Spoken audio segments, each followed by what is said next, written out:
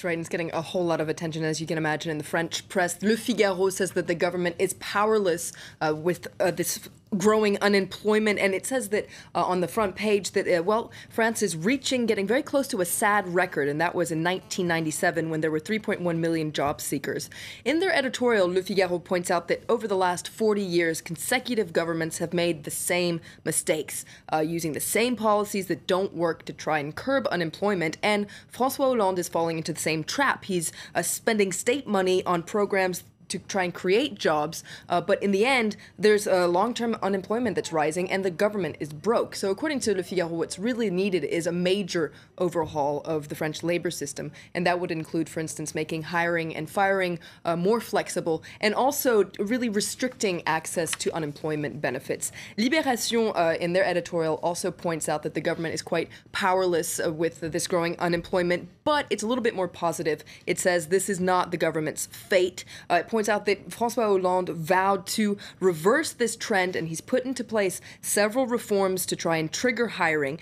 And unlike Le Figaro, Libération has faith in these government programs and says it just needs time to let them kick in. It's going to hold back its criticism until the end of the year, and only then will it judge the government on its policies. Well, let's go back to Le Figaro. They're looking at the track record, aren't they, of past French presidents on unemployment. That's right. It's not a very pretty picture. Just about every president in the last 50 years has seen job seekers increase under their watch. The record is for a right-leaning president, Valéry Giscard d'Estaing, who was president from 1974 to 1981. He saw 1 million extra job seekers, but he did also, he was president during those big crises in the 1970s. It was only Jacques Chirac, actually, who saw unemployment decrease, but that was only during his first term. During his second term, unemployment increased. SLATE, meanwhile, looks at who's going to suffer this time round, and it's the usual suspects: unqualified workers, women, and young people. And aujourd'hui en France looking at rather a unique way, the government's using to try and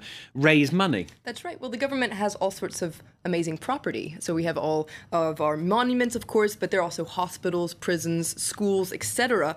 And, the government has put up 4,000 of these sites for rent. Basically, you can rent them for a fashion show, to film a movie, or even just to organize a private party. Last year, the government raised about 10 billion euros this way, and it was all reinvested locally. Yeah. And there's a website that actually catalogs all these places you can rent. For instance, if you want to rent a room in Paris's main court, it costs you between 3,000 and 4,000 euros a day. I always want to know how much it costs to rent the Grand Palais, because I love that place. Maybe we could organize a party there. What do you think? €2.50. It's enormous if you don't know it.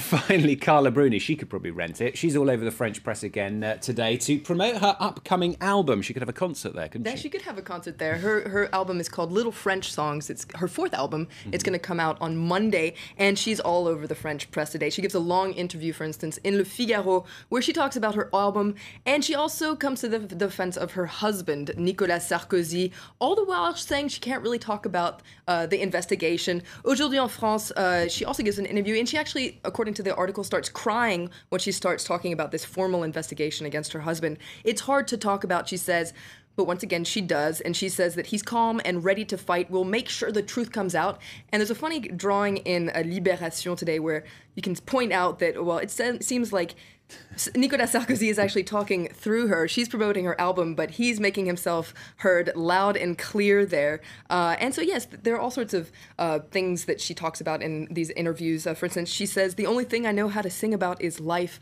And my favorite quote is, "I love being my man's lady." That was in Aujourd'hui en France. Lovely stuff. I can just see that cartoon on the stage at the Grand Palais.